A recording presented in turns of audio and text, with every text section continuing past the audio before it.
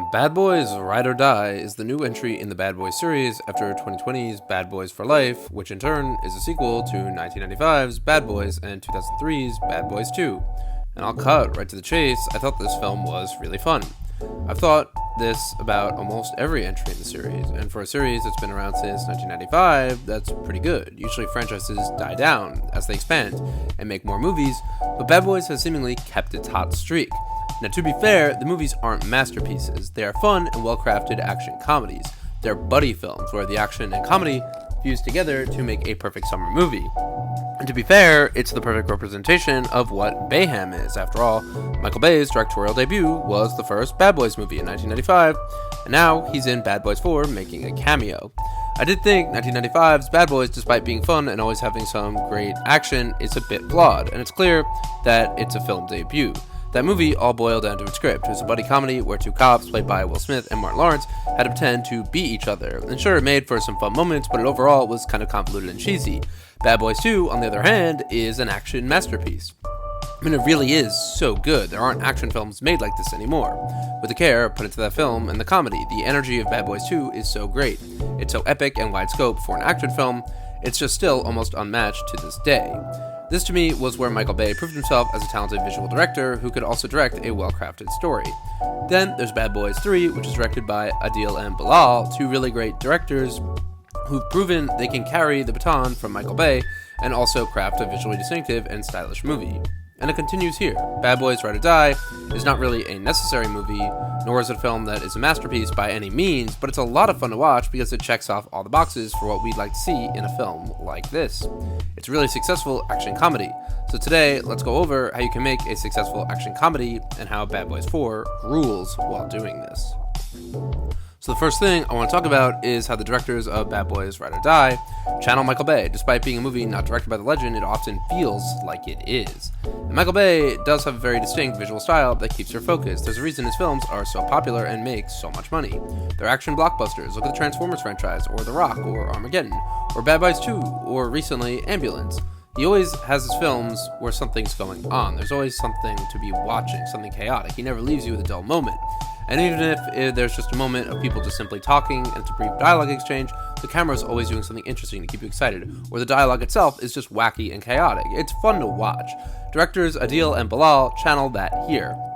The movie has really interesting camera angles. The opening scene lets you know right away that this movie is going to look amazing. There's this robbery scene where our heroes, cops Marcus Burnett and Mike Lowrey, are going to a convenience store to buy snacks where a robbery takes place. But this doesn't turn into a tense robbery. After all, this is Bad Boys, so what happens? The Bad Boys argue for a bit. There's some riffing, which is funny, because we see the cops don't really care that there's a criminal with a gun aimed at them, and it's just funny. While they're riffing, they manage to single-handedly stop the robber.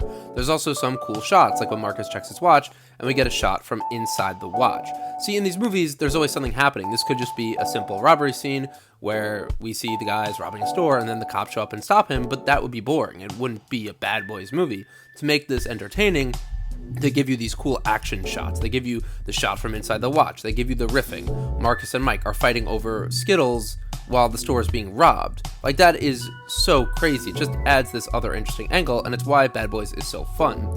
And then you have this point of view shot where they draw their weapons and the camera moves with them from the perspective of the gun. It's just they're always doing something new. It's never boring. It's one of the key ways to make a film entertaining. To top it off, the movie has some really cool stunts that we haven't gotten before, and it's what makes it so good.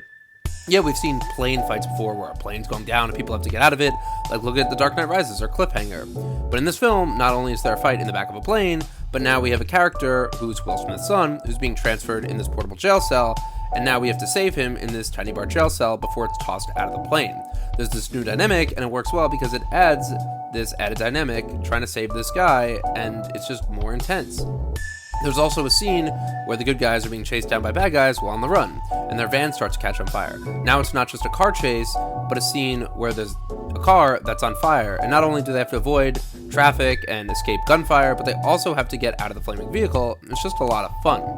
There's also this really great scene, one of my favorites in the movie, where Reggie, Marcus' son-in-law, is defending his house from home invaders, and he has to save his family, and instead of just being a simple action sequence where the guy's taking out these invaders and killing them. No, they have this really cool technical element to make it more effective.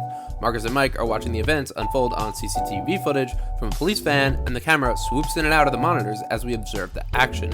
It's not just entertaining to watch Reggie take down these bad guys, but it's also immersive because we're watching Marcus and Mike react. And the way the camera and editing function in the story just make it feel more grounded and real. What I'm getting at is the movie does repeat certain tropes that have been done before, but it's always adding in something new. It's always adding something unique to the story, to the action scene, or to the way the camera moves, and makes the film more effective and fun to watch. Another reason Bad Boys 4 works so well is its clear-cut goals and villains. And to be fair, I do think this could also be the weakest part. Like, to be honest, the villains in this film have never been too great or memorable, and it's part of the reason they work so well in action films. You can have great, memorable villains, but the film doesn't need that. It's memorable for its action, stunts, comedy, and character dynamics. Even great action films like Mission Impossible and John Wick, to be honest, don't have incredibly memorable villains. That's not the point of those films. A great hero needs a great villain to challenge them, but a great action hero really just needs great action, and the film has all of that. I think the movie could honestly have done better with its villain, McGrath, and establishing his goals, explaining why he does what he does. All we really learn is that McGrath, who is the movie's villain, who's played by Euphoria's Eric Dane, is some former special ops soldier who was kidnapped and brainwashed by a random cartel who he now works for, and that's kind of it. There's no real depth, no real motivation to him, and while I would like that more depth or more quality, I honestly think the movie could feel more deep and grounded. I don't think it's really necessary. We get everything we really need here, and it isn't distracting or taking away from the main plot, so it's work. Like, the character's introduction is so effective because of how brutal and quick he is, and I like this. They did this in the first Bad Boys. We get one scene showing how he's not afraid to stage a murder-suicide and kill a few innocent people too, and something like this is so quick, simple, and effective, and it's a great way to introduce your villain, and now you've established who this guy is and what he is capable of. All you need to do is give a little background info for him, and boom, you have your villain. Bad Boys works when it's not being too overcomplicated, when it's serving action and comedy hand in hand, but also giving you entertaining characters. Like, for example, Joe Pantoliano returns in a brief role as the captain, but now he's dead. He's not actually alive. The movie made it seem like he was somehow alive in the trailers, but no, he just recorded some new scenes from one location, comes back in the form of a posthumous video log, and honestly, for the film, it works. Is it a bit forced? Yes. Is it a bit cheesy? Sure. But we get to see the return of the captain, even though he's dead, and he's still in character. Even if it's for a few minutes, it's nice to see this character who was so integral to the original franchise make a return. And it has plenty of other examples of simple character dynamics that works. Will Smith's son, who escaped from prison and is now a fugitive, is added into the dynamic, and they're on the run together. The movie doesn't make too many complications with this. He isn't fighting with Marcus and Mike. He doesn't want to argue with his dad. There aren't moments where their dynamic struggles, because we've seen this before in the last movie. It would be repetitive and overdoing things. Same with how Marcus and Mike don't really fight too much unless it's their simple riffing, and the movie works because it's always doing new things. Because the bad boys are on the run and have formed this new dynamic, the three of them, and the movie's introduced plenty of other characters, it works. It doesn't feel too overcomplicated. It would be too complicated if we gave them all reasons to fight, or gave the bad guys some deep emotional backstory, introduced some major new cop character who wants to stop Marcus and Mike. There is a character who's played by Kim from Better Call Saul, but she's more of a background character. She's just there to serve the story, and while some might complain there's not a lot of depth to her, we don't really need it. She's just there to provide the foil for the cops, and she does that. You don't need so much from each side, because this is an action film, and should be fast and flow smoothly. When you have a simple action story, follow through on that. If you add in too much from every other angle, the film will slow down and become overbearing.